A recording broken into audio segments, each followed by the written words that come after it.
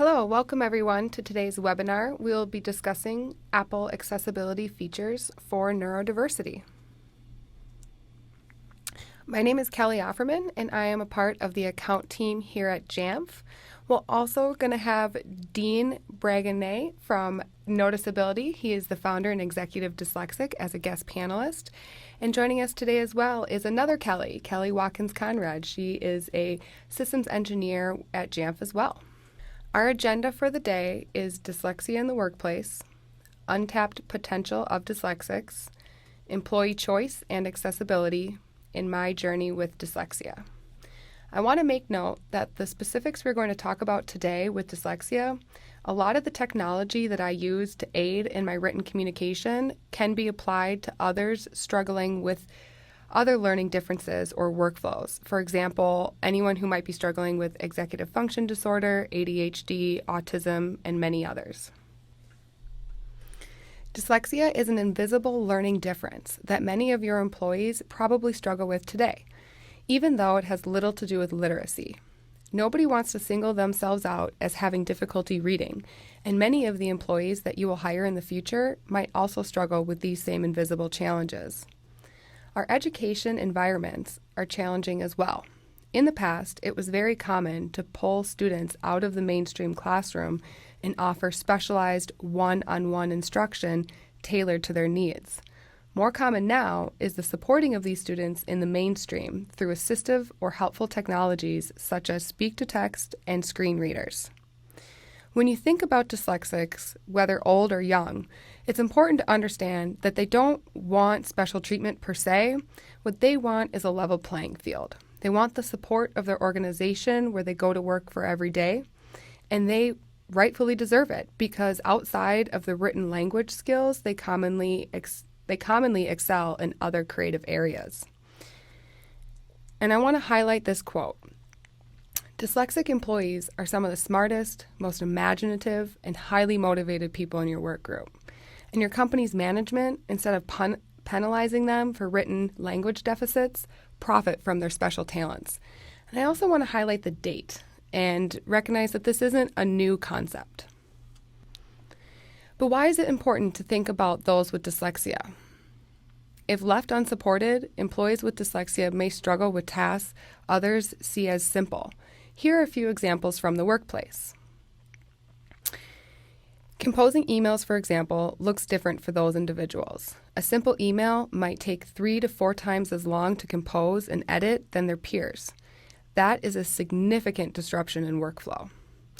Onboarding has significant concerns as well, given that our learning differences prohibits us from standard practice of delivering detailed content to the masses. Onboarding or employee training might take longer, and patience is key, not just for the onboarding specialist or trainers, but for others in the organization. Processing the content takes longer, but once absorbed, we have a strong understanding of how to relate that content to our current role. Which brings us to content comprehension, is similar in this fashion. Once given the adequate amount of time, our ability to process the information and understanding of how to utilize the content is on par with our peers. And once again, patience and understanding is key. Note-taking and collaboration is often a forgotten message. Depending on the role, there might be a healthy component of competition, and seeking resources from peers can be difficult for that individual sometimes. This is where an organization can make the strategic move to empower these folks and others with necessary tools to complete their role and then some. So, for example, providing notes after every meeting as a standard practice can eliminate some of the anxiety of having those individuals ask for resources they themselves might have taken time to gather.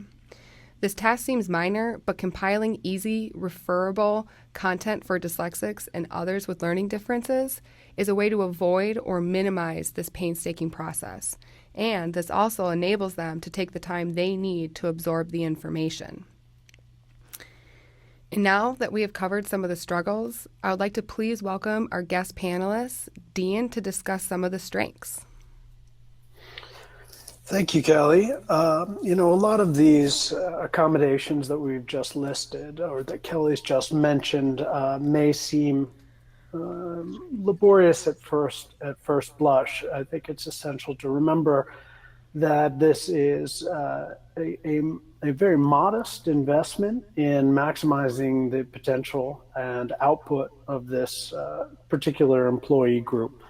The the neuroscience that's been emerging over the last 10 years is suggesting that dyslexics carry, as a result of our unique brain construction, certain cognitive attributes that allow us to excel, most specifically in certain professional paths when those assets are recognized and channeled correctly. There is a very impactful book called The Dyslexic Advantage, which is written by a pair of neuroscientists out of Seattle. I would encourage anybody who's interested in getting a deeper dive into what I'm about to say to read that book or listen to it. It's a paradigm shifter, to say the least. But very, very quickly, what they have done, and I'm distilling it for the simplicity's sake of this webinar, is they've taken these attributes and put them into four principal buckets. And the acronym they've come up with is MIND. The first is the dyslexics material reasoning. Essentially, this is our ability, and I'm speaking as a dyslexic, so I'm not using the royal we, our ability to see two-dimensional concepts in a three-dimensional field in our mind's eye. So if you were to take, for example, a blueprint of a residential house or a very complex commercial structure, we can very, very quickly reconstruct what that built structure will look like and actually rotate and change the mind's perspective based on different angles or viewpoints of that structure. So, for example, if you were looking at a residential blueprint, we have that ability to erect that house in our mind's eye, almost like a sort of a virtual reality, and then could very easily answer the question of, if you were to go into the back door and turn left and go up the stairs, what would you see? We can have that construct already built in our mind's eye. This is what accounts for why many of us go into construction or the trades or architecture, etc. The next is interconnected reasoning. This is something that's very common among entrepreneurs, CEOs,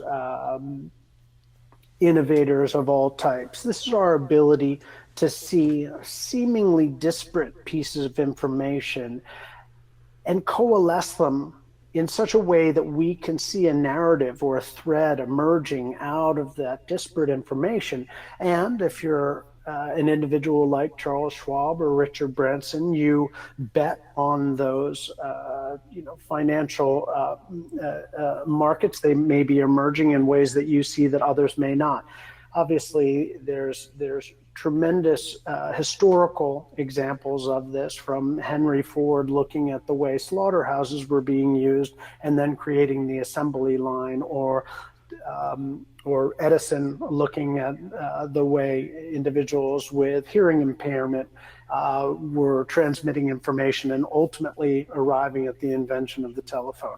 The next is narrative reasoning. Narrative reasoning, dyslexics have a high level of what's called episodic memory. We have an ability to remember things that happened in our lives with incredibly vivid recollection. And as a result, when we are trying to create compelling narratives, may it be on the stump as a politician or in front of a large team in a business environment, we're able to generate very compelling verbal narratives that draw upon episodic memory that may not have a direct application. I'll give you an example. As many of the actors in Hollywood, from Orlando Bloom to Keira Knightley, these are dyslexics who have replicated, the experience of dying on screen. Well, we know they've never died really, but what they're doing is they're drawing off of perhaps a episode that happened in their youth where they felt deep-seated trauma and were able to evoke that. On a different level, this is why great orators like Winston Churchill or JFK were as effective as they were, because their dyslexia allowed them to tell that story in a compelling fashion. The last one is dynamic reasoning. Dynamic reasoning is a bit more difficult to explain, but it's essentially our ability to comprehend things that have happened or manifested in the past, historically, and then identify and predict trends that will happen moving forward. An example would be the idea of watching a stream emerging through runoff on a mountain and seeing how that's going to ultimately create an ocean, and then fast forwarding, we weren't there while that process took place, but fast forwarding, projecting a millennia in the future, what would that topography look like? This is why a lot of us are gravitated towards the earth sciences, or again, you can use that in financial modeling, in a variety of other applications. That is a nutshell. And once again, I encourage you to go to the Dyslexic Advantage, or a very sort of truncated explanation of this will be provided in a video after this webinar. Thank you, Dean. With that, we'll be moving on to our employee choice and accessibility conversation. I think this quote is interesting regardless if you have a learning difference or not. I work best on a device that I do not like, I am not familiar with, and I didn't choose, said nobody ever. As somebody with dyslexia, I learned long ago that Apple devices are easier for me to use because they include features that directly impact my ability to be productive within the workplace.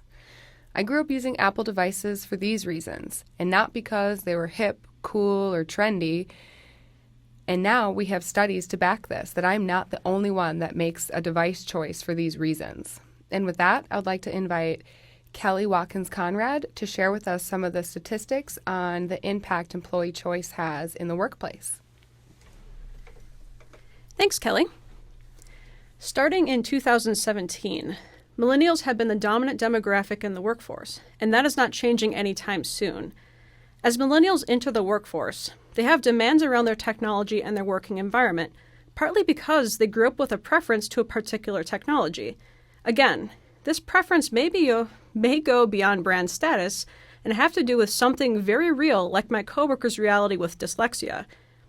Offering employees a choice in their technology in the workforce may have a tremendous impact on their ability to be a productive member of your team. At Jamf, we've noticed something very interesting that happens when you start offering employee choice. For example, when given a choice of a Mac or PC for work, 72% will opt to use a Mac. When you give people complete autonomy around their technology choices, they will naturally gravitate towards using a Mac. And according to our 2018 study, when given a choice, 3 out of 4 employees choose a Mac. And because millennials have been such a powerhouse in the workforce for a few years now, it's no wonder we've seen growth in organizations offering this choice, and as a result, deploying Macs in droves. When thinking about your future employees, including wonderful and competent candidates that happen to have learning differences, they will also are very likely to feel strongly about their ability to choose. In fact, 82% of employees will choose a company or choose to stay at a company because they are offered accessible technology such as a Mac. And again, this is not pure brand preference. It has a real impact on an employee's output. Our recent surveys have echoed this sentiment, and 79% of employees can't do their job as effectively on any other piece of technology. Specifically, these employees see the biggest improvements in their workday to be productive gains, a higher level of creativity, the ability to solve their own problems to be self-sufficient, as well as an increased ability to collaborate with others. This is something I know to be true because I personally have workflows, tips and tricks that make me more productive and comfortable in the workplace. If I were forced to use a system I wasn't as comfortable with, I would spend a lot of time trying to replicate my same workflows, trying to find the same applications that I'm used to, or more likely as similar as possible, and also become more frustrated when I can't as easily solve my own computer issues. But that's enough about my device preferences. At this time, I'd like to pass the baton back to the other Kelly and allow her to take a few minutes to share with you some of her examples on how she can be more productive at work with various accessibility features right within macOS. Thank you, Kelly. So we're going to start talking a little bit about my journey with dyslexia. I would like to note that others that have not been diagnosed with dyslexia can benefit from these tools, and this is how I personally am affected by my own learning difference and what tools I choose to aid in my daily writing communications. So to get started, we're going to talk about dictation on the Mac. And a few of the features we'll be talking about today, I will be addressing when I use them, why I use them, and what it would look like if I didn't have access to these tools. So when I choose to use the dictation function is when I need to construct a sentence with more than one complicated word. I consider complicated words to be words I have not taken the time to memorize or I have just learned and I'm getting used to the spelling. Some of the complicated words I use routinely I have mastered, but others are tough. I choose to use this tool so I can continue my flow without major disruptions. And if I didn't have this tool, I would be simplifying the language or I wouldn't be using my full vocabulary.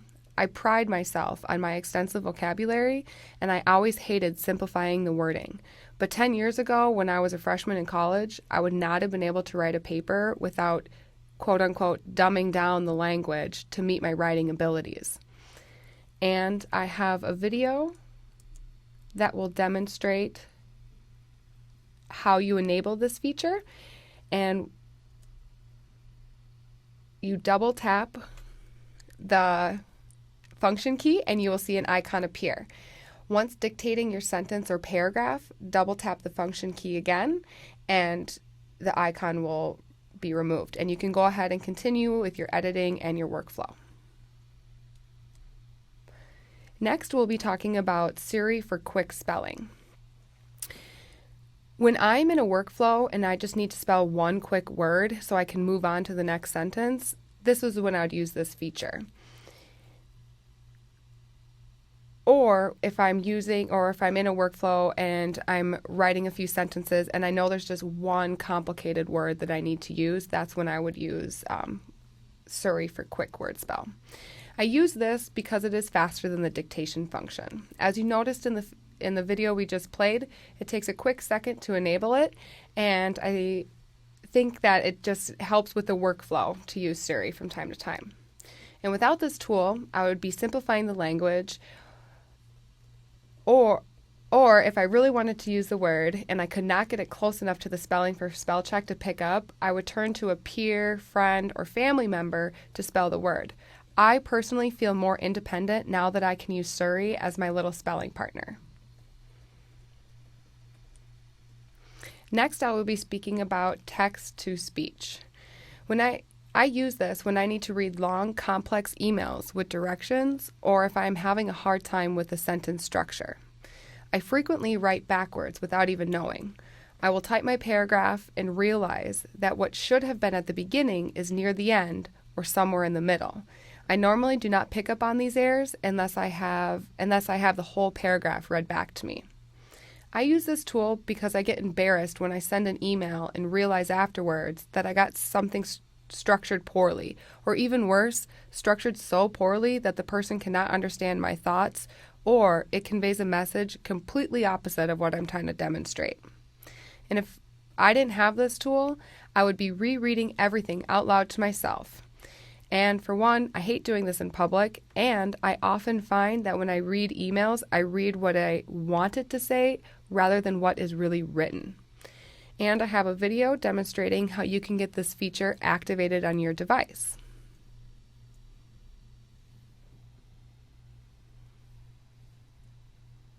So what you are going to want to do is go into your accessibility features in your Mac, and you're going to go down to the speech area, and that is where you can initiate that button that I checked in the video.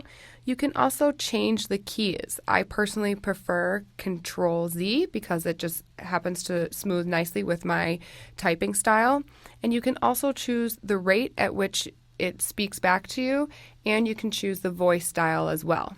I personally am a fan of Samantha. When we talk about the iPad, let's chat about Apple Pencil and what it means for me. When I use my iPad with a pencil is when I need to be taking notes and give 100% attention to the conversation or meeting. I use this when I need to be taking notes to be prepared to reply with a well thought out answer.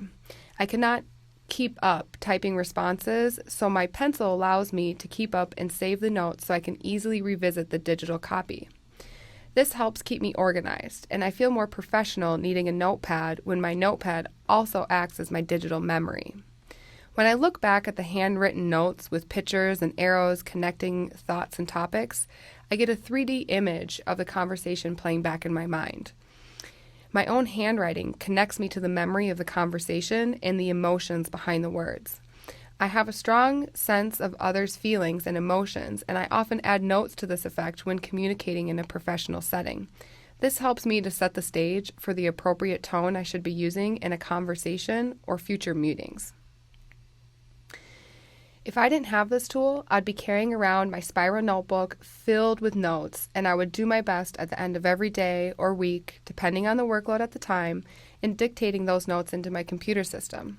This process was lengthy and very frustrating for me. I still need to do this for entering my notes into the system we use here at Jamf, but it is greatly improved by the use of my pencil. And the search function in the app I use with my pencil allows me to easily refer back to specific notes without looking through endless spiral notebook pages and crossing my fingers I even have the correct notebook.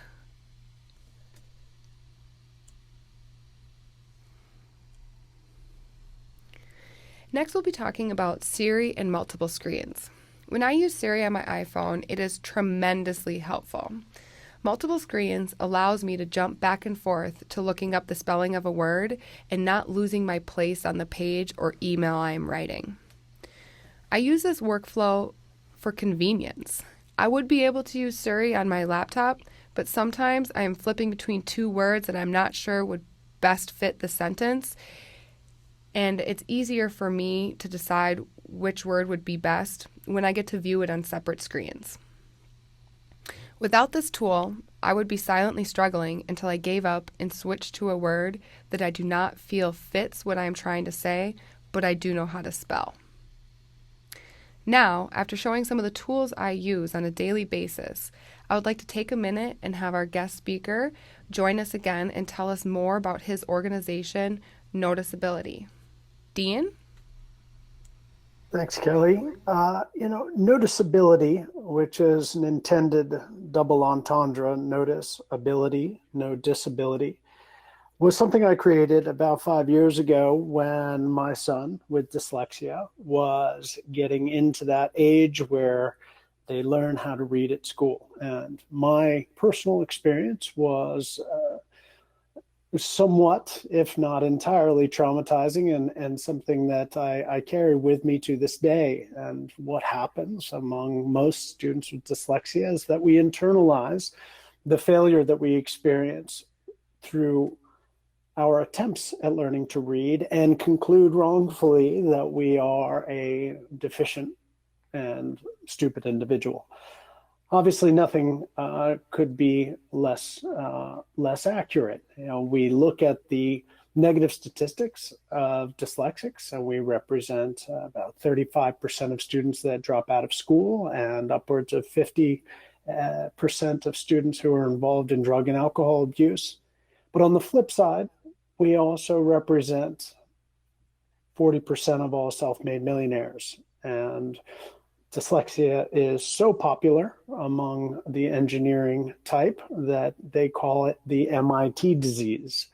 So the light bulb went off in my mind that I needed to create something that would allow my son to experience some of these cognitive attributes associated with this dyslexia so that he could buoy his self-esteem while he went through this very laborious process of learning how to read.